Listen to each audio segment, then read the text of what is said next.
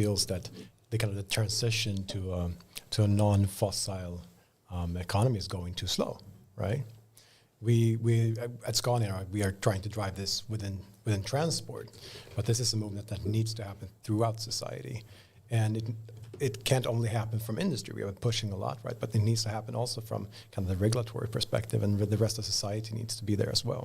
So he tries to push this and get others to follow. Yeah, and from Scania point of view, I mean, like the major topics is transportation ecosystem, but it's about automotive trucks, but ultimately electrification. And from this angle of sustainability, I think the main flag right now is on electrification as one of the key topics to get out of combustion engines and all that. Yeah, I think we see that not only from kind of the transport, the companies, right, the OEMs that deliver now or presenting their kind of electrified roadmaps going ahead, but also what we see from kind of the societies, the countries, right? How do they invest in infrastructure and also hopefully then regulation to support this? Yeah, and Sebastian, I mean, like, what is the mission of Vattenfall now? CO2-free generation in one generation, or what is it? Yeah, it's actually fossil-free in one generation. Fossil-free in one that's generation. The claim, but also, the purpose. That's the mission. That's the purpose of the company. And I think I saw the other day a super cool looking advertising on general television. You know, highlighting a couple of the super innovative type projects that Vattenfall is working on in order to reduce carbon in the tough areas. Could you just tell us a little bit? Yeah, exactly. I mean, it's not only about decarbonizing electricity, but also the adjacent industries. For example, fossil-free or carbon-free steel. For example, hybrid is, I think, the project name. Jet fuel, high skies, and we have those, let's say, lighthouse projects. It's not meant to be taken serious in that sense, but like to showcase what's possible, like a CO2-free produced dirt bike or some furniture, for example. I think it wasn't bad. And you can see them every now and then, just to showcase that it's not only about electricity, but about the whole industry, the whole basically life, society that we try to decarbonize in the end. And that's challenging, definitely. Yeah. So, what was your take? I think. Are we back on track and talking about the decarbonization and the Greta movement of the pandemic, or because it was quite strong and then it lost its voice a little bit at least, or quite a bit through the COVID. Are we back? Not yet. Maybe, I don't know. Isn't that what we're seeing, right? We're trying to get back to that kind of the publicity of the movement. Yeah. Of really decarbonizing it, especially for us, and decarbonizing the transport system, but society as well, right? Yeah. Anyway, I think we will have a very awesome panel discussion here today. So let me start with introducing the guest, Georg, and you need to say your last name. Georg von Zedtwitz-Liebenstein. Yeah, and in the email is Zedtwitz. Are you going shorter and only on the full name, or? Nah, practicality. It has to be a bit practical as well, even though I used the full name, Yeah, and you're from Scania? I'm from Scania, that's right. And we are all colleagues, so we know each other well, so that's super cool to have you here, Georg. And then I want to introduce Sebastian, and you need to tell me your surname properly as well. Oh, that's simple. It's Kaus, K-A-U-S. Kaus. So it was more for, even I could do that one. Yeah, exactly. And you're from Hamburg? Yes, exactly. Working for Vattenfall, but in Hamburg, located in Hamburg. Yeah, so you grew up in Hamburg? Oh, that's a long story. That's a long story. Actually, I was born in Munich, but But you're Hamburg. Hamburg by heart. Hamburg by heart now. Okay, cool. And then and we are having people now, distinguished guests from both Scania and Vattenfall here today, to have a major panel theme around AI for electrification. And I think there is a bigger cause here around sustainability and all that. And I think Gora used to tell me, be careful today, Henrik, don't be too excited and talk too much, because this is truly a passion topic of mine.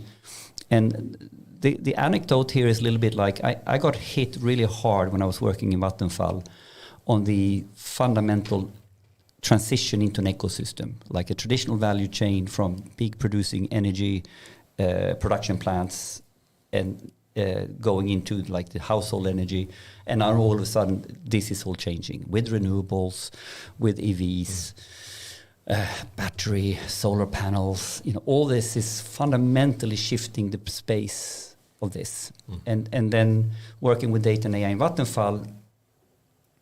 What hit me at that point in time is that, oh my God, if we're going to have an ecosystem, it's not only electrons that needs to flow seamlessly, it's the data and the algorithms to optimize all this. And then I come and start working with Scania. We've been working for several years, and then all of a sudden I get hit by another ecosystem, the transport ecosystem. Yeah. And it's the same, right? But in a different industry. And all of a sudden when we start talking about electrification and electrical trucks, this kind of converges. and it's like two major ecosystems that actually have a lot of things that needs to flow as one. Yeah, but that's what's so interesting, right? When you're talking about electrification, that it's not only a kind of a single sector anymore. There are so many more players here in play, right? That needs to work together. Yeah, so this is what we're here to explore today. But I thought before we get into the meat and potatoes of the actual discussion, why don't you start, Georg, introducing yourself a little bit, like who you are, what you're working on, and what data and AI in electrification is for Scania, and your take on this panel topic. Yeah, sure. No, so currently I'm managing data analytics within our Electrification Development department. So we are over a 700 people strong team that develops Scania's electrified products. And we started up very recently with the data analytics topics in terms of this team, at least. We've been working with data analytics for, I would say, a while. But now we're really trying to raise the bar across the organization. So that's what I'm tasked to do. And I've been within Scania for something around the past 7 years, something around that, and been working in the data space, but within different parts of Scania. So now this is research and development, but previously I've been at sales and marketing and closer to the connected services area that we have, and then also financial services where we met, Henrik. Yeah, so let's see. In Scania speak, we're talking we're talking the truck. What is that called? So the development of the truck, you mean? No, like the connected services. Mm-hmm. What is sales and what is product here? Yeah, so connected services is really all about providing our customers, the transport companies, with digital services to make their lives and their business better than without them, basically. Yeah, so this is very much data-driven services, you could argue. Exactly. Data very around the truck that optimizes fleet management or optimizes your total cost of ownership of a fleet of trucks. For sure, and charging services nowadays. Yeah. Exactly. Yeah, and then in financial services, that's the loan and leasing and insurance angle of fleets of trucks or buses and stuff like that. Exactly, where data is very much an important topic. From I would say from a 360 view around that business. Yeah. Very much so. So then there I worked around kind of how to set up the ways of working around data analytics and how to support the needed kind of prerequisites to get there in this kind of very global organization. Yeah. So and then of course with Scania. It's a global company, and it's about having manufacturing some places, having R&D some places, and then having market units in, I guess, 60 plus countries, something like that. Yeah, and we need data to flow in different ways, from the head office, so to speak, all the way out globally. Sure, from head office, but also I would say very much from our different business units around the world and back to head office as well. So there's a very data exchange in that sense. Yeah. But then also from our vehicles, of course, I would say from our customers' vehicles, both kind of supporting them, but also supporting the product development to support our customers in the kind of the next stage, to be able to understand how our customers drive, how they're using their vehicles, in order to be able to make kind of the best products for them. And that's really what we are doing within my organization, supporting the development of electrified products. And now you're in a kind of you're in a leadership position, but are you still a data scientist at heart, Georg? I would say I'm very much of a data practitioner from a bunch of perspectives, I would say. But I think that's really, I think it's good for leadership to have kind of I think it's important to have an understanding of kind of the where it comes from, right? And understanding what's difficult. Because I've seen that before in other parts of the company where certain types of leadership haven't really understood what's challenging with data or what's challenging with software development in the cloud, for example. So I think that's a kind of a strength. On the other hand, I have a lot to learn, right? Yeah. So it's it's a super opportunity, really. But I find it interesting that you have been in several facets of Scania in that sense. That's really, I think, helpful. Yeah, very much so. And also I had the opportunity to work for 3 months in one of our portfolio companies from our venture business. With a company called Sender. So tell us a little bit, what is that all about? It's like an innovation incubator that Scania is sort of having ownership in. What is it? Yeah, so Scania basically has kind of a venture fund called Scania Growth Capital. So we invest in different types of companies, both startups, but also other types of companies that we see as kind of beneficial. And what I did is kind of what we call a growth capital exchange, where we can go to one of the companies that we have invested in to both kind of bring Scania knowledge and experience into their business, get some outside-in perspective, but also to be able to learn, right? Sender is a digital freight forwarder, so they work within logistics. And what they're really doing, they're kind of connecting the transport need that kind of freight companies have, or not the freight companies really, but kind of these large Coca-Colas and IKEAs of the world, right? They need to transport a lot of goods, and then they kind of connect that transport need towards transport companies, really. And they have kind of a digital platform to enable that. So is Sender what we sometimes has referred to as aggregator type business in the transport ecosystem? Yeah, I would say so. That they have a platform that kind of aggregates then a ton of different transport missions or transport opportunities, maybe, and using kind of data and analytics as well to kind of connect that to the right transport operator, to the right transport company that kind of carries out that load. So that was a really interesting, and it's a really good opportunity for me, at least, to kind of get a real insight into the logistics ecosystem. I've really been on the kind of the OEM side, even though I've been on connected services, seeing that side, but this is a bit something different. So I'm really happy for that, to be able to see logistics and in a much closer perspective. And before I let Sebastian in here, the final intro question is like, what is your take on this sort of AI for electrification sort of panel discussion? What's the angle? How would you frame it? I try to do it in my way. How would you do it?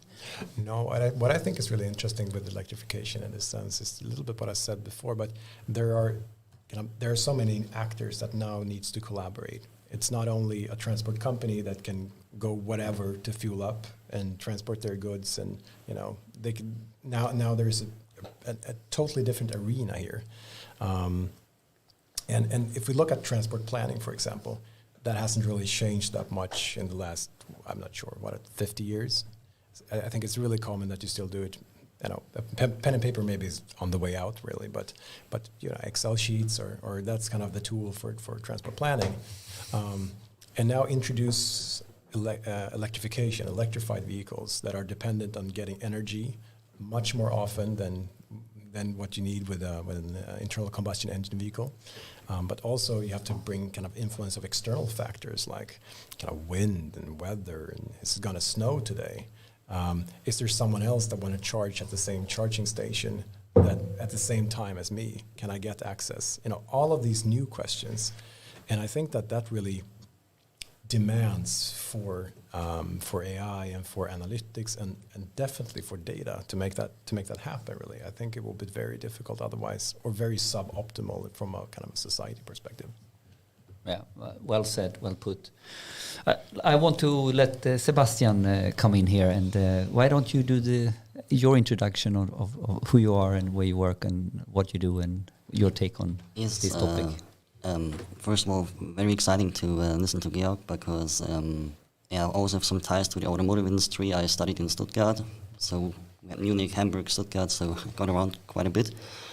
And still a lot of friends working there. Stuttgart is the car capital, if you want, of Germany. So, and I'm an engineer by heart. So my first, let's say, education is being an engineer.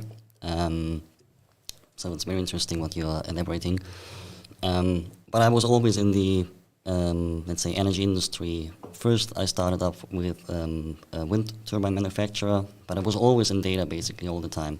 And eventually, after being an analyst, I figured out it just takes too much effort to always basically do the groundwork. And eventually nowadays I'm here in Vattenfall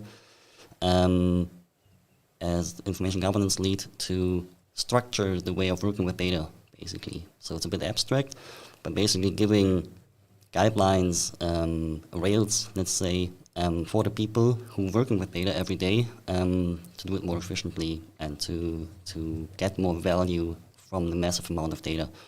And it was really a development. So I was there myself in that swamp of data and basically felt lost. And I more or less tried to climb that mountain and to have a bit of an overview and a bit of a strategic approach to the problem that people can actually get value from the data with, let's say, a bit of a culture around it that helps them to make progress and to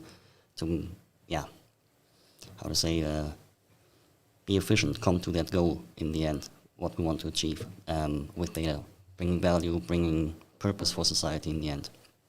And we have a lot of data, but it's treated awfully bad, I think, most of the times. So still a lot of work to do. But it's this challenge, right? We've been dealing with data in our different business units for a long time. And we have probably been treating it okay and right for the original purpose it had. And now all of a sudden we have all these secondary, tertiary purposes that becomes core that wasn't really on the agenda before. Much driven, I think, by ecosystem and interaction, interoperability now on a much grander scale.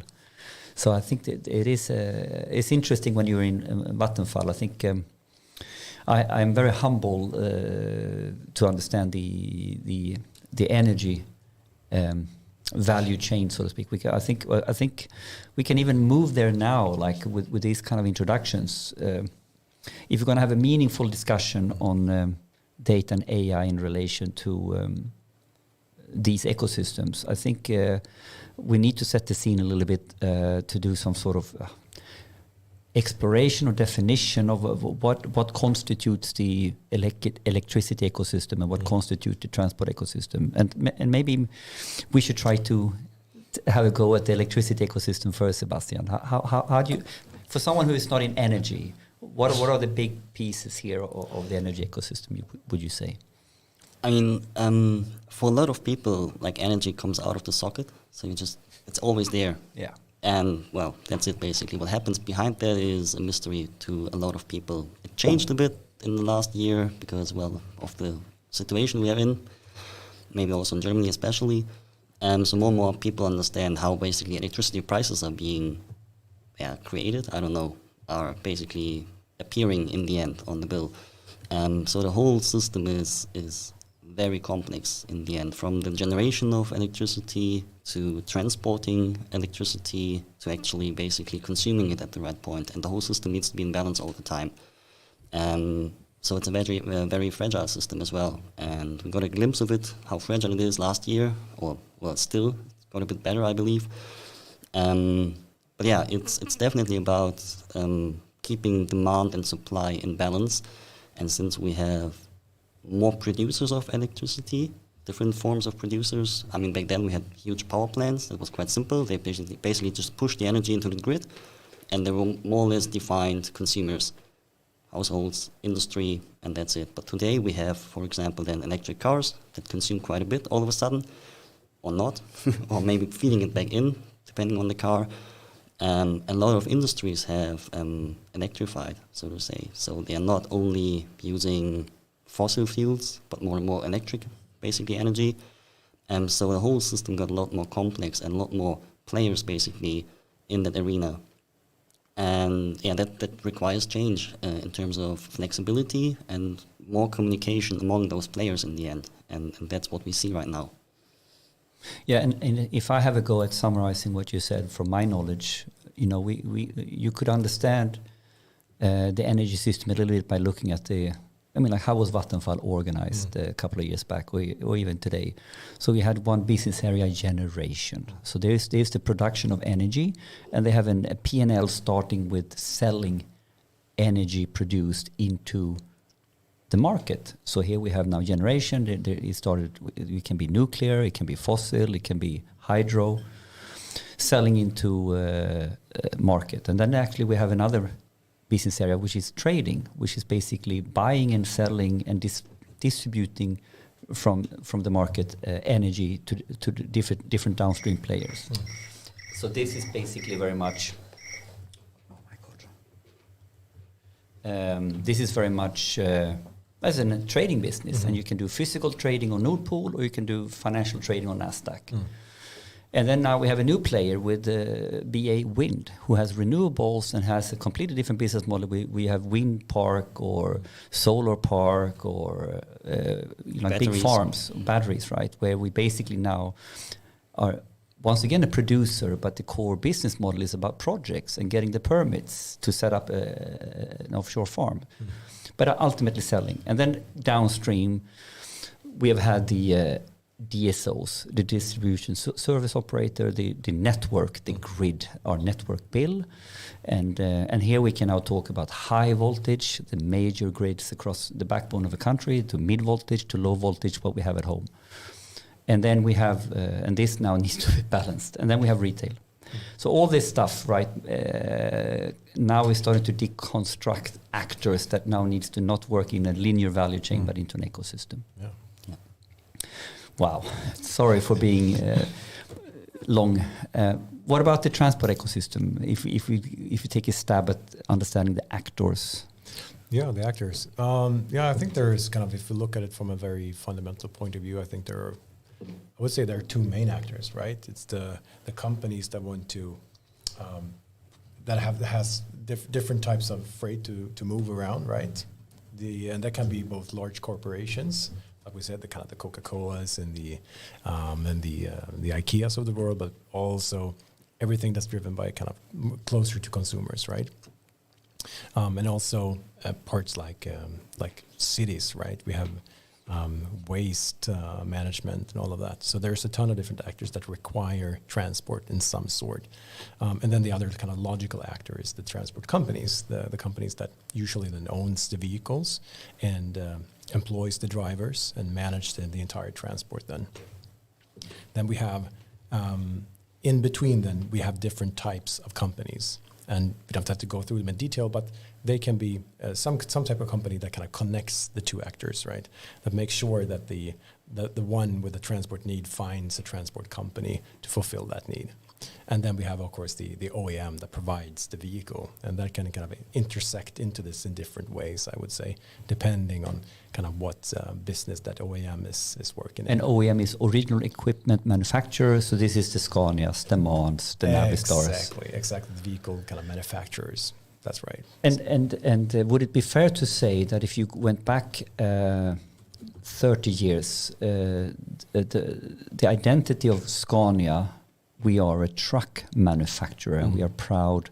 We are the world-class building of internal combustion engines, and so we were very much focused on the product, OEM business model, and maybe that's also the segue in here how this is sort of getting more and more blurred as well here. Exactly. There's a lot more. I would say there's a lot more focus on supporting the customer across their entire business, right? So it's not only supplying a single product, their truck, and then we're just stepping back and enjoy it, be happy, come back when you need a new one, but instead kind of being together with the customer for the entire life cycle of their business, not only the truck, of course, but their business. And traditionally, this has been kind of the service business, making sure their vehicles are getting the right care over time, right? But of course now, and I think this is where electrification really kind of kicks in, right? And where it becomes really interesting, because with electrification, it's not really enough to only sell a vehicle and just add some service afterwards, right? To be able to really manage an electrified vehicle and have business with it, it requires so much more. You need charging, right? And you need to kind of connect that into your transport planning, and all of that kind of connects. So that's really kind of course, where Scania is heading as well, right? Charging services, for example, but also other players in this ecosystem that we need to collaborate and partner up with.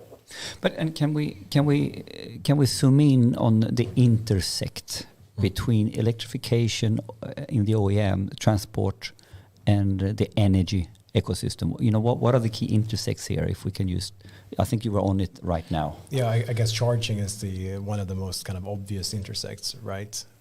We need energy at some point in time at some place, right? And then the energy needs to be there, and we need to be able to consume it and so on, right? That's yeah. And the other angle on the same topic, in that case, we need to be able to service that energy, and we need to be able to balance and optimize the grids for in relation to a demand that is fluctuating with the fleet of vehicles, as an example. Yeah, absolutely. Also, we need to communicate a lot better. Like, if we know that tomorrow a lot of trucks need charging, but there is no wind or no sun or whatever, then we need to somehow accommodate that need. Either, I don't know, have some batteries in the back, or I don't know, hydrogen solutions in the end. That, let's say, forecasting also becomes very important in the end for us as producer of electricity to then provide the energy at the right time. So it's not only about, again, plugging in your charger in the socket, but knowing that something is coming. Maybe also when there is too much wind, that maybe then it's, well, smart to charge your trucks already, maybe before schedule, and then basically leverage from that energy that's there. And that requires a lot more communication, or in other words, data in the end, to provide that information. So there's definitely a large intersection here. And could we try to describe that intersection? What is the data AI dimension here? I mean, like, so we are saying we want to anticipate, we want to forecast, we want to understand what is happening in order to plan and optimize many different things, from transport to having the right electricity available. And we are talking about a chain of actors now that ultimately, as a system, needs to work to optimize the whole as well as optimize the one. Or can you and just to kind of to have the energy there, right? I think that's a very fun. It sounds like that it's very fundamental that if we're going to have the capacity in the grid at the right point in time, then we need to do this. And what I think is interesting here, I see this from kind of two different perspectives. That I see that we could probably kind of solve this just by having data available in the right way at the right point in time to the right persons, right? But that seems almost unreasonable to make it happen, right? And then we come into the analytics part. Can I predict when trucks will be at a certain point in time, at a certain place, so we can kind of forecast the energy need there? But in my mind, at least, that could probably be planned away, because usually you know when a transport will happen sometime at least ahead of when it actually happens, right? Usually some transports are planned in very long advance, days or weeks even, when a transport will be run and which routes that truck will take. And then sometimes it's shorter in advance. So if we move into the more detailed data and AI angle, what you're saying, Georg, is that in order to manage this, one of the key aspects is to, ahead of time, being able to plan or anticipate where and how different needs will arise. The need for electrons, the need for transportation and all that. And this is, now we're getting into the analytical algorithm space. How can we predict different things, or how can we see this as a whole? Yeah, exactly. I guess in a very perfect world, that data would be fully transparent and available to everyone who needed it, and then we maybe wouldn't need the kind of the analytics side so much, right? Because then you would know that which routes all vehicles would take, since we have planned it in advance, and we know which charging stops are on that route, and when certain vehicles will be there, then sure, of course, kind of traffic happens, and there will be rescheduling and everything like that. But can we get to that level of data transparency in this ecosystem? I think that's the question. Yeah, I mean, if everybody had the data, that doesn't need, it doesn't mean that everybody also can use it in a purposeful way. So that's maybe also where AI can support in the end to get a bit of meaning into the data, when you're maybe not even the domain expert, but you have close enough experience on what that could mean in the end. So, having the data at hand is good, but not sufficient. So we need some sort of domain knowledge field into AI, so to say, or intelligence at all, and then maybe even leave it to the machine to do the job, that people can actually benefit from the data. Because just sharing data is not sufficient. It's almost meaningless in the end if you can put some purpose behind the data. But can we dissect this a little bit? Can we exemplify what type of concrete data or algorithm type problems are we talking about here? So if you're talking about planning, you have the one hand side, the traveling salesman trying to optimize route planning and all that. Yeah. Can we elaborate on a couple of different types of what is it that we're talking about concretely in terms of what type of data needs to be shared, or what type of algorithms we can potentially understand that this is all about? No, but I think kind of the planning part is really a good example, right? Because it's all about kind of where will trucks be at what point in time, and to my mind the question is who should sit on that information and who should do the optimization. That's far from obvious for me. Should every transport company do this themselves? I have hard troubles kind of seeing that we will really get a kind of a benefit for the greater good or for everyone if that would happen. Okay, so what other player will the transport companies kind of share that data to in order for us to achieve this, where their trucks will be? And it's and then you get in kind of privacy things and stuff as well, but that's just complicating. But who should take that role as the optimizer of the system? So we are talking about the optimizing of the one single problem versus the optimization of the system as a whole. Yeah, exactly. Because it's not, even if you would the kind of the typical approach I would say to kind of transport planning or fleet management is that you optimize for a single vehicle, right? You want to have the best route possible for during given traffic conditions or whatever. But now we're talking about that maybe not energy needs to be available where you need to charge. So that's maybe outside of that single scope for a single vehicle. So we need to take in not just a fleet of a single company, probably the kind of the rolling fleet in an entire country, or even wider. Kind of Europe is very kind of tightly integrated. If you look at transport, it happens very kind of between countries and between regions. So it's not enough to just look at a single company or even a single country, probably. And theoretically, this data exists, right? If we elaborate a little bit, take Scania as an example, who has had connected vehicles longer than most. Yeah. What type of data are we talking about that you get from a vehicle today? Yeah, so usually if you're a fleet management provider, right? Even if it's Scania or if it's someone else, you sit on the kind of the information on where vehicles are at a certain point in time. So you can actually track it on a map, and you can see all your vehicles based on exactly. The customer or the transport company, they can track their vehicles. They can see where they are on their map. They can probably do route planning. They can do a bunch of stuff, but it's usually kind of configured down to their single vehicle or their single fleet. That's usually what it happens. And usually, kind of from my perspective at least, what you don't have is information about what they're transporting, where they're going and why. And I think that is crucial information in order to really optimize this. It's not really enough to know where a single vehicle is and kind of maybe where it's going, but you need to have kind of the transport perspective as well. Okay, where is it going? Is it shuffling that transport out to someone else at some point in time? And that other parts of data exist somewhere else, with the Speditor or with the DHL or with IKEA or the freight forwarder or whatever. Or the freight forwarder. Yeah, exactly. So it's not that it doesn't exist. It exists, but that's another problem where someone is trying to optimize when should I get my load, for what purpose, at what dock.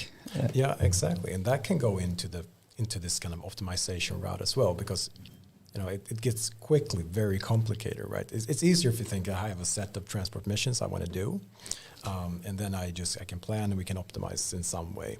But in order to, but that's not usually always the case. You can also think strategically when you're choosing which transport missions to do, right? I can take a transport mission that fits kind of my planning or the optimization in a good way, and not just having a super long list of transport missions that I have kind of committed to.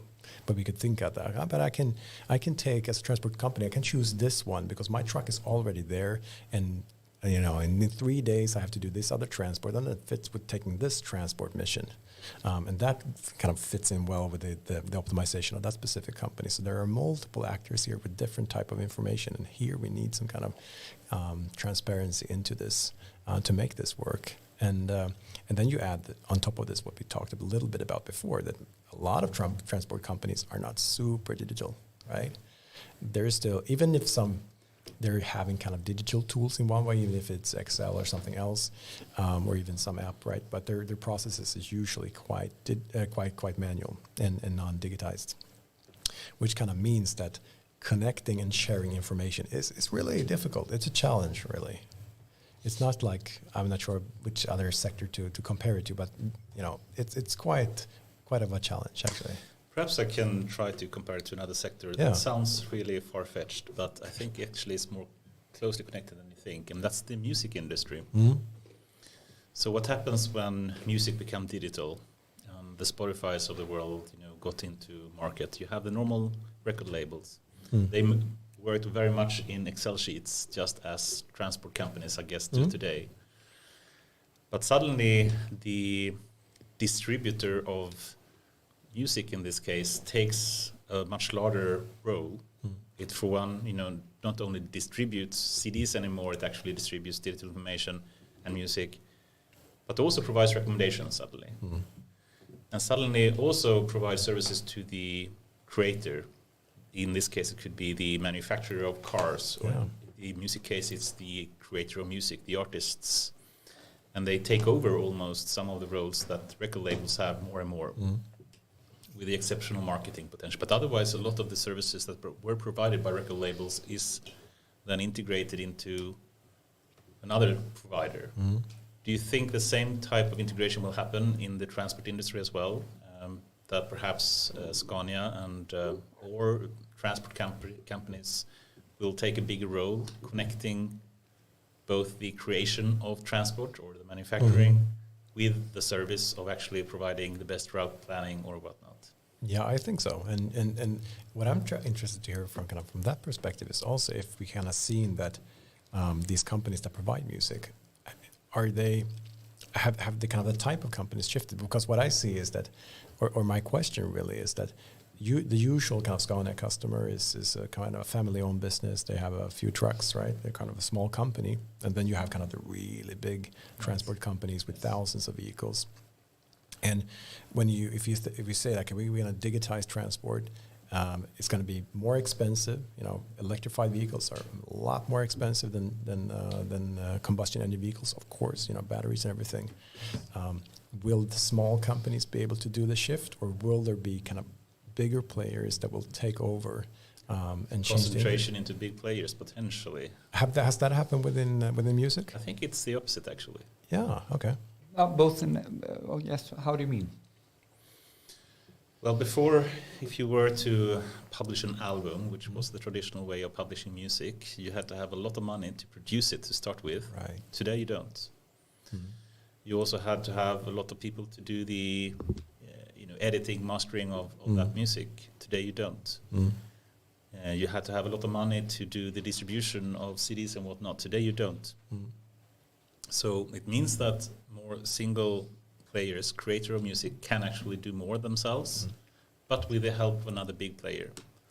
And perhaps, if you think about industry and you have, the higher costs of actually performing or buying a truck, perhaps instead you have a more subscription, the sharing economy kind of solution, which is what the music industry took, which is what I guess the whole taxi industry has also taken with Uber and whatnot, and perhaps trucks will take the same route at some point. I guess that might happen, but that would require some player, I guess, to really be able to really digitize the kind of the transport company's business operation, basically, because that's what we're talking about. Yeah, but if you take the Uber example, I mean, you really have enabled a lot of small players to come in to become taxi drivers. Yeah. Wouldn't that be possible also for truck drivers then? Yeah, probably. And I think that we have seen that, right, for transport as well. I guess you have Uber Freight in USA, but it hasn't really worked the same way. I can't explain kind of all the factors into this, but you had Uber Freight coming to Europe, and it really didn't kick off in the same way as it did in America. And there are probably a ton of reasons why, but the transport industry look a little bit different here than it does in America. And the question is, how will that kind of business environment or the kind of the transport ecosystem here in Europe kind of go towards what we're discussing here? But if I rephrase or try to internalize what you said, Anders, is in the music industry you had a value chain and a certain set of actors and some barriers to entry that looked in a one way in the past. And then it became a platform play for a very few quite large players, like Spotify could be the example here, that took another completely different role. But when they did that, it refactors the kind of value chain in the other end. So what was driven as a value chain with the big labels in one way became very low barriers to entry on the one hand side, but extreme barriers to compete on the platform play. So maybe this is, so the learning here could be that whatever we think we know about how the value chain and how the actors look like in the transport ecosystem, that's going to be disrupted. Is that fair assumption, I guess? We don't know yet, but, no, we don't know, but there's a major platform place for some, and there's maybe a completely opportunity for smaller players in another angle of this. Yeah, exactly. I think the only thing we can be sure of it will change in some way, I guess. And you can take this even further when you kind of think about autonomous vehicles, for example. They will be even more expensive and require even more digital infrastructure. And I will add that to the list. I think that's an awesome topic to speak more about. You know, what happened when we have more automated driving and automated trucks. I think that's a very interesting topic. But just thinking about, what are the potential disruptions that will happen in transport industry, if we just, finish that topic a bit, and if it will be some kind of disruption, saying some big players, perhaps Scania, perhaps they will do, if we had Mattias Lindahl here, who's a professor in circular economy, he claims that all companies should stop producing products and start selling services. And perhaps selling functions, as he would call them. And the function then would be, I want to transport this, freight from this point to the other. And that is truly what a company like Scania would sell potentially in the future instead of a product. And that would incentivize, in his view, from a more sustainable society point of view, that they need to minimize the cost for producing these kind of products, the vehicles. Also maximize the lifespan of the vehicles and minimize the cost and the carbon emission and everything. Because if you sell the whole package, the function, instead of just the product, you will need to optimize for the whole function. Do you think that's the path that Scania will take? I can say exactly what will happen in the future, of course, but I think the arguments that you're putting out here, I think they seem reasonable. And the arguments you're highlighting in various formats, we have seen them at Scania, yes. Yeah. So we are, no one knows, but if you want to think about it, yes, and maybe me and you before has a little bit deeper insight into this coming from the financial side of Scania. Because if you think carefully about it, when you have expensive assets that you want to translate into functions as a service, you need an underlying financial instrument. Someone needs to have the asset on their balance sheet.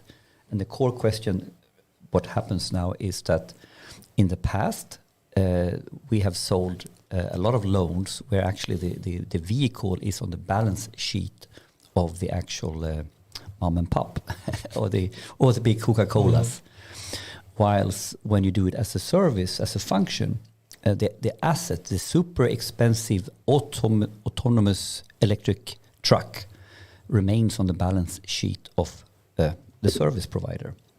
So I guess trying to understand and wrap our head around what that means is something that me and Georg and our crew has been thinking about. What does this mean? I mean, like, you have much more funding muscle in a very different way. So, but never forget, if the asset is heavy in the end, if you want to provide a function, you need to figure out who is owning the asset. I mean, like, Uber has gone a different route here. Yeah. Uber has gone a different route. I mean, going back to the music industry earlier, when we take that as a comparison, that's pretty much the same that could potentially happen there. That we had this physical CD or whatever carrying that product that was expensive to produce, to distribute, to whatever, and then it became a service via the internet. And it's maybe also something that we haven't touched yet on that particular case. Did the music industry change?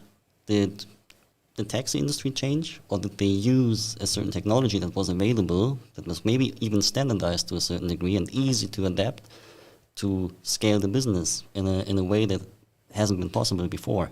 So I think that's maybe the actual change that we see there. It was easy for the music industry because there was MP3 at one point, there was HTML, so they could hook on that. It's an exaggeration, but yeah. And then basically they could build up a business. There was and they were sort of in the right moment in time, and they had the opportunity to do it, and then also basically make that shift. Yeah. Scania or maybe even Vattenfall, they haven't been in such a position or a situation where they could make use of the internet in that sense, so to say. But I think there is something very similar going to happen if those companies would equally make use of that opportunity.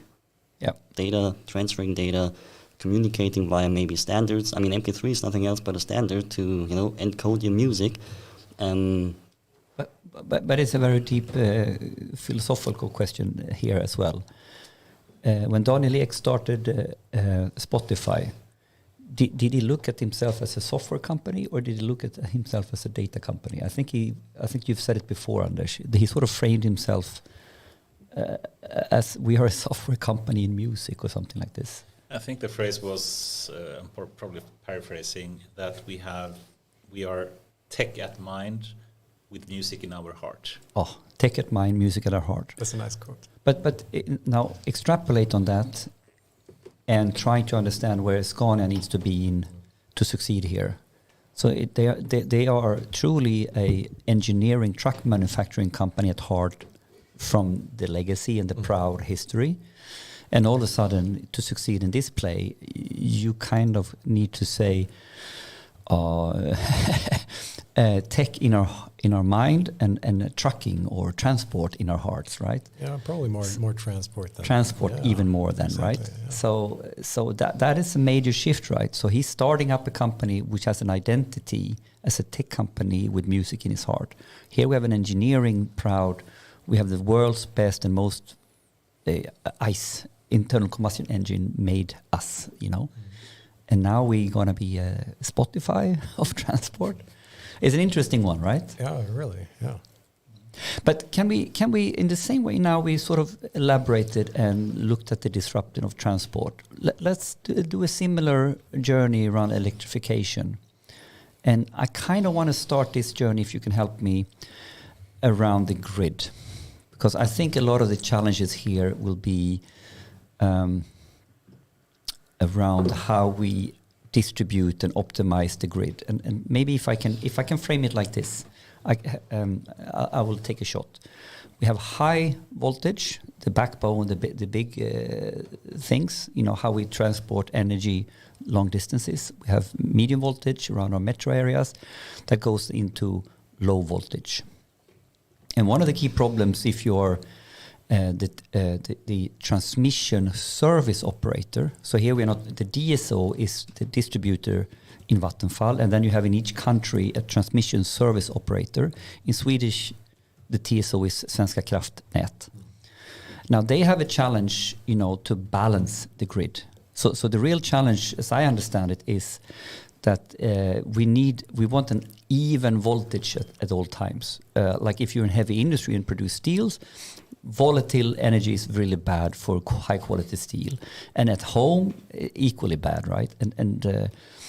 And so this becomes the problem that before we were on sort of balancing and forecasting on a daily basis, and then we went to an hourly basis, and now we are moving into near real time, 15-minute and near real time. And the whole thing is connected. What's the spot price? What is happening in relation to all this? Do we have too much energy in the grid or too little? So this becomes a real balancing and flexibility problem. And sort of the crunch, the punchline, the problem with all this is that the way our grids are working today, this is my understanding, the utilization rate of our grids, like all the electricity produced, out of that 100%, how much can we actually use effectively? And that is less than 50%. So there's a huge flexibility, balancing, optimization problem, or it's a huge infrastructure investment problem to be completely with overcapacity. And just to make things even more hard, as long as we had nuclear or fossil, we had a stable supply. With renewables, it's much more volatile. When is the sun out, and when is the so there are many dimensions here that sort of impacts volatility. And to me, this is a huge headache in relation then to electrification. I don't know. That's a long rant from me, but this is my kind of knowledge I try to summarize. What's the question? Yeah, I'm trying to. Maybe I need to. No, good. So correct. So this is my understanding, Yeah. and now is my understanding correct? Can we go deeper and understand this problem or other angles of it? I think it's not so much about the capacity, so that 50% utilization or whatever. I mean, it's fluctuating, and yeah, we have fluctuating production nowadays, various reasons. But also fluctuating consumers, also larger consumers that haven't been there before, cars, but also I don't know, heavy industry that use electricity today instead of fossil fuel in the end. Also, it's not going like top down, high voltage down to low voltage, but it's also like look at the solar panels on houses nowadays. That's on the, let's say, lowest voltage level. But then pushing up energy basically to the high voltage level. And our grids are not built for...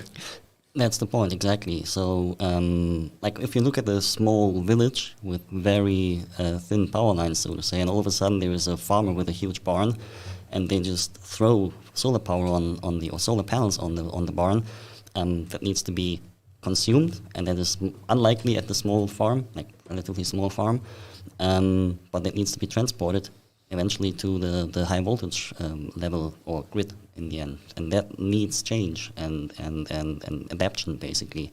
Or you have a truck coming by and picking some of the energy up in the end. But that is exactly the change that we see here, and the complexity. When I was listening to Georg on how complex the trucking world, the transportation world looks like, it's equally complex on the electricity side. So it's a high-dimensional problem that we try to solve here. And it gets even more complicated because there are so many dimensions that you need to take into account into your optimization algorithm, or even the task to optimize it is, I think a human will not be able to even incorporate all the effects that are occurring in that situation. So it's... but that is another angle. Before we had few big assets. And now if you understand all the different assets that makes up the electricity, it's literally in the millions when you have EVs and you have battery walls and all that. Yeah. So what could before be done in Excel in relation to all your assets, because they were finite, it's almost an infinite number of complexities in terms of optimizing now what constitute assets that are part of an energy grid or connected to an energy grid. I mean, it's definitely the solar panels, for example, is one prime example, but also wind turbines. I mean, they're getting larger now. The wind parks get really big, like actual like traditional power plants, and they have usually one or two connections to the grid, and they are also acting in a way like traditional power plants. So they're so huge, and they are usually built in areas where it's relatively stable when it comes to the wind resource, fluctuating here and there, of course, but it's almost like normal power plants. The challenge is really the solar power, I would say, or smaller, let's say, flexible heat pump, whatever solutions that also consume a lot of energy, and integrating them into the grid is, maybe the more challenging part in the end. The wind, I would say, is not so, from a stability of the grid point of view, the challenging part. Also in the future, we try to use the wind turbines to produce hydrogen, to also just have them basically running 24/7 or longer when there is, for example, too much wind. And we have that especially also in Germany, but also in other countries. When there is so much wind that, and the grid is, let's say, not built enough or like strong enough to transport all the electricity or to consume all the electricity, the wind turbines are used to create hydrogen or produce hydrogen in the end, which can be stored, which can even be pushed into traditional, let's say, gas pipelines and so on, and somewhat stored, which is a problem with electricity, which you usually cannot store that well. So in this whole situation, we talk about the grid, but it needs to be mentioned also that the whole storage problem, because it's also about storing at the right place in the low voltage or mid voltage where it's needed. So it's not one type of storage we're talking about here. No, you can have, of course, a battery in your like, perfect example, your solar panels again, and you have a little battery pack in your basement. You can store it there and then be more or less almost independent in your, let's say, house. We have hydropower, also where you can pump up basically water and then let it down when it's needed. That is, of course, bigger. And then, of course, hydrogen, if the energy is anyway there and you can just convert it, then why not do it? Then you also don't need to care so much about the efficiency of that conversion because it's pretty much free anyway to create that hydrogen. And you can store it indefinitely, basically, like in human scale, basically.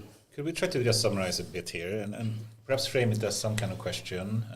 In short, trying to understand the energy grid problem for transportation in something, if that would be a fair Nice question. And then we have the supplier side, and we have an awesome representative for that, and we have a demand side, someone that wants to use a lot of energy as well.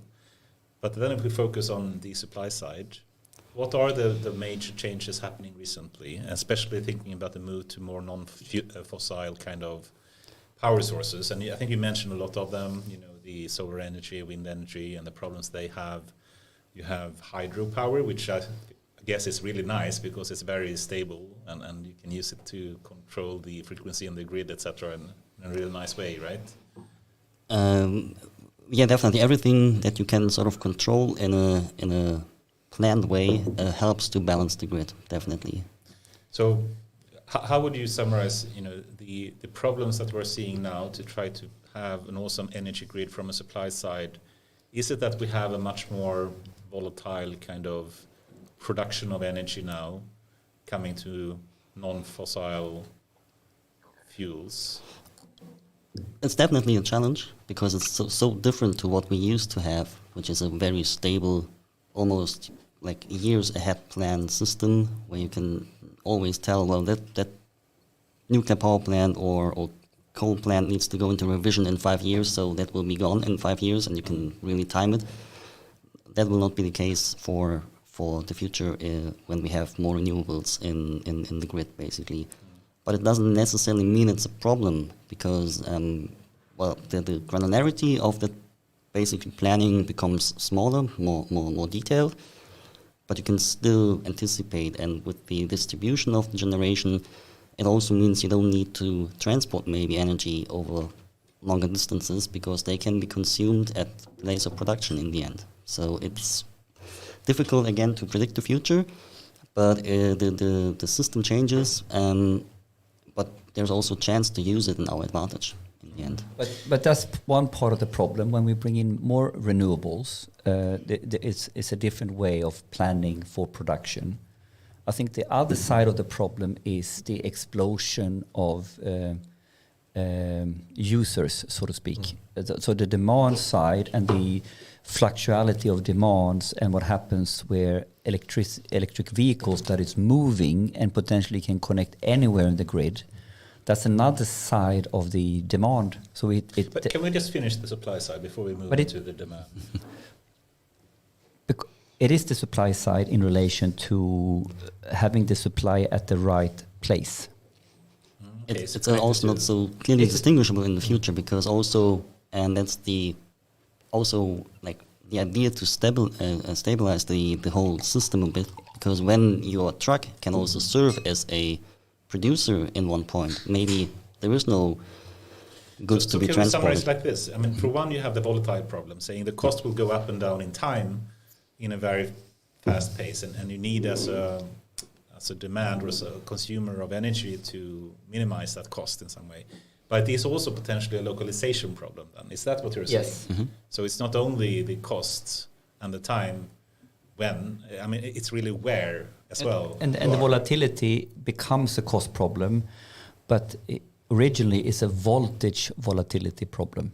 In the electron that is flowing, we want a stable flow of electrons, that we don't want volatility. So I give you an example. In Australia right now, people are coming and they're building solar panel as crazy. And the business case is, of course, that you can sell back to the grid. I have friends working with this problem, and all of a sudden now, there are 600 households sold last year who are not allowed to connect to the grid because the grid cannot take it's overcapacity. It's major failure for anyone who's trying to do that investment, and they need to fix it super fast. And this is all boiling down to balancing a stable volatility at the right level of our grids. And then the impact of this becomes huge spikes in cost and prices of the energy market. When we don't have enough energy, we need to buy it from Germany, or we are exporting. We are exporting our energy into Germany or to Central Europe, and all of a sudden our prices in Sweden go up. So it's both the technical electrons volatility problem, but ultimately then also a pricing problem, of course. Is that fair? Summary. Yeah, I would say so. Yeah, I mean, more aspects maybe, but those are the major ones. Yeah. Yeah. And then the localization problem. That's exactly right. Do you have a supply problem that it's where you need to optimize where you supply, and if it's high voltage supply, if it's middle voltage supply or low voltage supply, and typically, the more you can balance the grid locally, that you are taking energy from your neighbor instead of having more high voltage pushed into your local grid at home, the better. Okay, so we have a volatility affecting both the ability to push stuff into the grid, I guess, and also that affecting the cost, I guess, in the end. In Sweden, I guess we have the option to actually control the frequency rather well with the hydropower that we have, and perhaps that's Australia does not have that ability. But then we have a locality as well. But then you spoke about a number of power sources that we have, like solar, wind, nuclear, coal, or whatnot. Do you have any thoughts about what we are missing potentially, and if you were to guide some politicians in how are we going to stabilize and minimize and make or optimize rather the energy grid from a supplier side? Should we put more money into nuclear and these kind of small modular reactors or whatnot, or what's your best advice? Oh, if I had the answer, I wouldn't be sitting here. I would own an island. You would be rich. You would be the president, or you'd be rich. Yeah, no, it's... Perhaps coal fusion would be the answer. Yeah, of course, free energy, nice, almost free in that sense. No, I think it's a mix, really. It's not the one source of production that you can just use and throw at the problem and say, oh, now we have solved it. It's the smart mix. It's being flexible, and it's also a bit on also the demand side, to be honest. So we always talk about, we need to replace all the electricity, and nuclear power plant goes off the grid, then we need to replace that.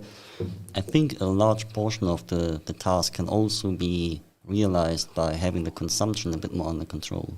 And at least in Hamburg, we have... What do you mean with that? Do you mean the consumption say that we want this specific type of power, or what? No, just maybe use less, or use electricity in a smarter way. At better times? Better times, exactly. when it's available, when it's cheaply available. Of course, not at the extent of having a reduced comfort in life. So nobody is wanting like getting up at 2 a.m. to do the dishes or whatever, because then it's cheap and you can get your water heated up. But certain savings, I think, can be realized on the demand side that help basically not replacing the capacity on the production side so much. But that's more AI analytics on the demand side could help the supply side in providing energy. Or more energy storage, right? Or storage, exactly. Local storage. There is another aspect of this, and this is storage. I think local storage in the right format for the local and to the mid. I think this is another key area that sometimes we're talking about, we need to produce so many more wind farms or like this. Well, yeah, some of that investment should really go into researching and optimizing and figuring out the storage problem. So what are the different storage options? I know Elon Musk is putting a lot of battery parks out there. Is that the way forward, or is it hydrogen, or what's your best guess?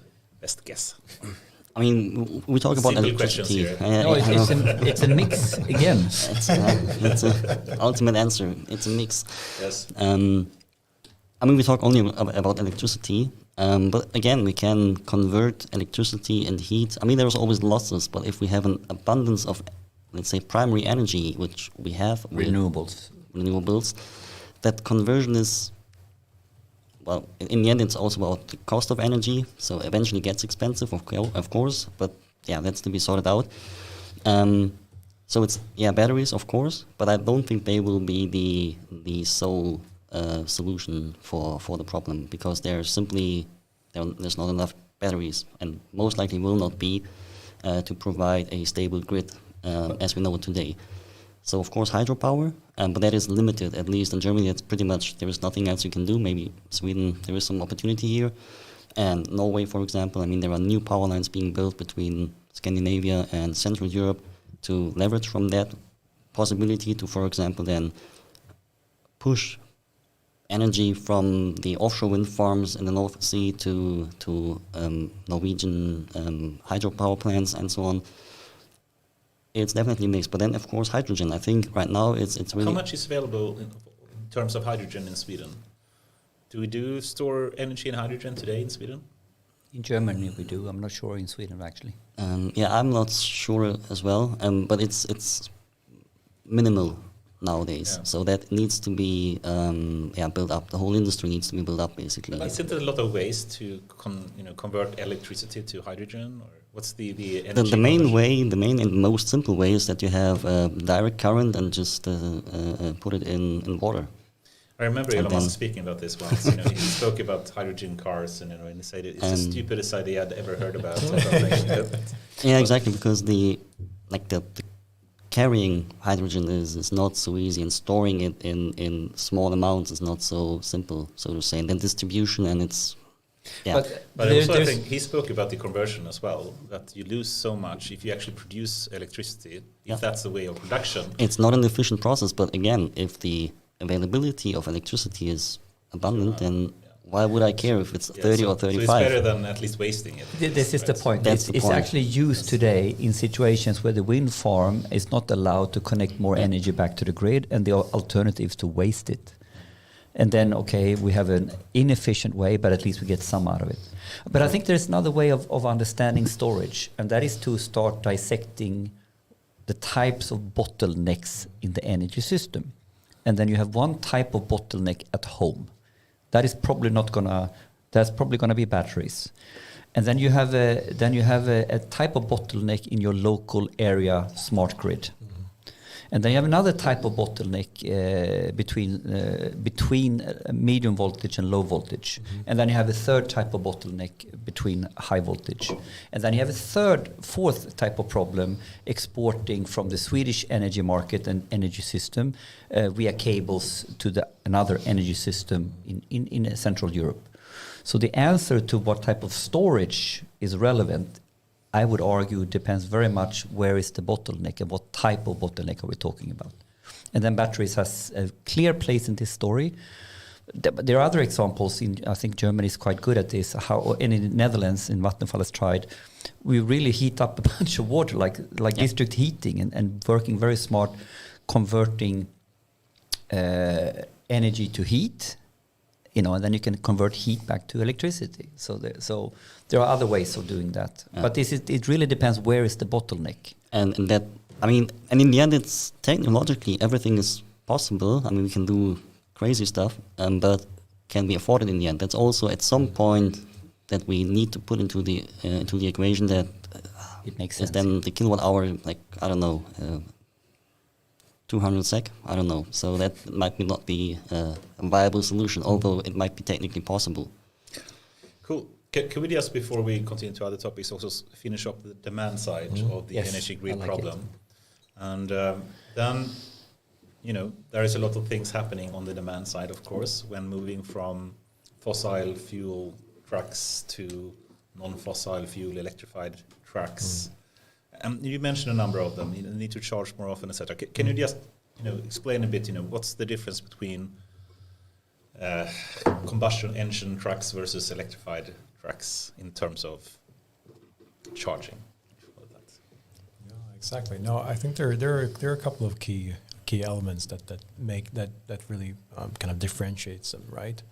And I think that it's the usual stuff, right? That a fossil fuel engine, well, kind of storing energy in fossil is very efficient in that way, and the kind of the energy to weight ratio is really good in comparison to what we have in batteries at the moment when we look at the kind of the current technology, right? And what does it mean, right? Yeah, we need to charge more often than we need to fuel. Charge in terms of refueling, not in charge of money. Exactly. That's a good clarification, right? So we need to charge energy, add energy to the kind of the onboard storage to the batteries more often than we need to fuel the kind of the current fossil fuel vehicles. And that means, I guess, that you have to plan more efficiently how the trucks are driving and the routes that they're taking. Exactly, and maybe you need to charge in other places than you used to fuel up. But it could also be that you have some new opportunities into this. Because way? Yeah, because usually maybe you don't have a fueling station where you want it, right? But electricity is a bit more accessible, I guess, than getting fuel in some way. Right. So I guess depot charging, as charging overnight at the transporters' facilities, right? That you can do, and that kind of gives some new opportunities and kind of having your vehicles fully charged after a night of rest in that sense and ready for work. Yes. So the whole infrastructure, how and when you want to fuel up the truck is vastly different. Is one way of summarizing it. So if you have an electric vehicle, you realize the difference between overnight charging versus in transit charging and all that. Yeah, exactly. And I think if you have an electric car, that kind of makes it even more clear, because depending on your driving patterns, right? But if you only make kind of shorter distances, so you can always make it back home, right? Then you never have to go charge or you refuel somewhere, because it's always up there because you charge it at home. And so it changes a little bit kind of the behavior of how companies need to think about this. And in trucking speak, now we are talking about what is the demand problem in long haulage versus what is the charging problem in local area light trucks, metropolitan transport. Yeah, exactly. And that's because the range issue we all talk about, that it's not enough range because batteries are not good enough. But that's not true for kind of all applications out there. There are plenty of applications, for example, certain intercity applications that can charge overnight home at the depot and do their kind of the route for the day and go home and charge again. I heard someone saying, instead of charging, you simply replace the batteries and leave them there, and then do you think that's an option is that something that Scania is looking into? Yeah, so it hasn't really kicked off here in Europe, I would say. I know that battery swapping, as we call it, right? It's a much bigger thing in China, for example.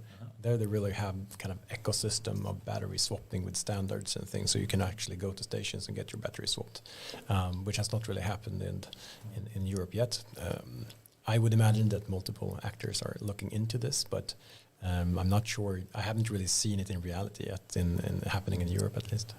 I've maybe something that I've seen at least on some parts of the autobahn in Germany, that they have overhead lines. It's testing basically. Oh, really? So it's basically a truck with looks like a train partly, at least from the roof up.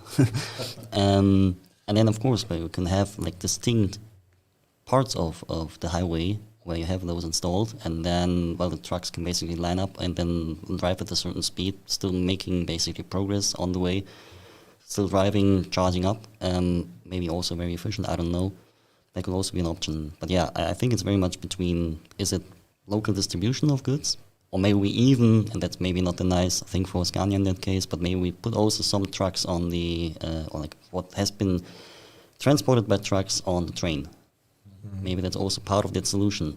And then Scania focuses more on that local distribution and not the, 2 days straight driving. But there's all, I think Induction. there's also kind of a data perspective and an AI perspective on top of this, because if we look how we kind of done, we talked about transport planning before, right? It has been, been looking the same in a lot of time, but now we have different prerequisites, right? We have, analytics and AI have really skyrocketed in the last couple of years. So we now have the kind of the toolbox we need in order to do transport planning a lot better, which means that maybe we don't have to drive as far as before. Maybe we can do something smarter. Maybe we can reshuffle goods in another way than we have done before. Instead of just putting it into one truck, driving for a super long time, and then from point A to point B, maybe we can do something else. Maybe we can use AI or optimization to plan this in a better way, where we can drive shorter distances maybe, and then reshuffle the goods, and we can optimize it in a different way. That's surprisingly interesting, I must say. Yeah. No, but it's fun, it's like this kind of first principle thinking here, what can we really do when we have this kind of situation where perhaps we don't have as, far-reaching range, but then, you come up with new solutions, and they perhaps even improve. Exactly. And this is one of my goosebumps moment, and I'm not kidding, because I think to solve transportation and electricity is a first principle data AI problem. In my gut, I sense that all the data and how, if we rethink how this is done, there are other ways potentially that takes eliminates problems that doesn't need to exist. But if we are locked into the analog or the process the way it's looked like for 50 years or 100 years, we can't see it. So I'm sensing exactly this, Anders. Cool. But I would like to explore a little bit both your, what you're working on now as another way to, dissect this angle a little bit more concretely. And I'll start with you, Sebastian. So you're working a lot with data governance and how we can make data interoperable, so to speak, and use data. So if we start exploring, what you are working on in Vattenfall, and if you would like to extrapolate key things around data governance or data sharing and data interoperability that you see sort of you're working on now, and around the corner you should be working on a hell of a lot more based on the whole context that we are doing now. What would that be? It's what we're discussing here between more or less like a producer and the consumer is what I do also in Vattenfall let's say in that regard, smaller scale. So, we also have, as we discussed at the beginning, producers, the trading business is huge. It's insanely complex because it's not only electricity as a good, but also prices, availability, and so on. And then, of course, all that, let's say, customer market that we have not, partly touched, but again, heat pumps, charging, you name it. And just within Vattenfall, that is already a huge challenge to make those people talk to each other in a more unified language, so to say, so that we, at least in Vattenfall, already start understanding that whatever's happening at the production might have an impact at the trading, might have an impact at the consumers, at the, let's say, customer and solution area that we have that are selling the electricity to our end customers, also like not B2B but B2C customers, and that alone is a lifetime of work, it feels. And just having common definitions, that's where it starts. So when we talk about certain, like what is a customer even? So that the prime example of the data governance challenge, so to say, having 5 people in the room and 6 opinions about it, and then somehow come to a solution, and making people talk to each other. I think that's the key element of the governance in the end, is helping people to talk to each other in a meaningful way. And then the data to talk to each other. Effectively, and also the data, that the people don't need to talk so much anymore, because that's the transition you want to make happening. So it's today a lot of alignment meetings and, oh, what do you mean, and do you have something for me, whatever. Once that is clarified and standardized, pretty much like that music example from earlier on, when the ecosystem is set and we know what the opposite means, the data can talk to each other, and then things can be scaled, and then we become productive. And I what Sebastian is talking about here is absolutely profound, and maybe it's used to put a perspective on how difficult and why this is in a place like Vattenfall. It's very. If you understand Vattenfall, it's not one company. It's actually several companies with very distinct operating and business models. So the generation business has its own P&L, and it stops and makes its profit when it's selling the energy. And then the trading is a different one. So in the past, if you go back 50 years, before we even understood the energy transition,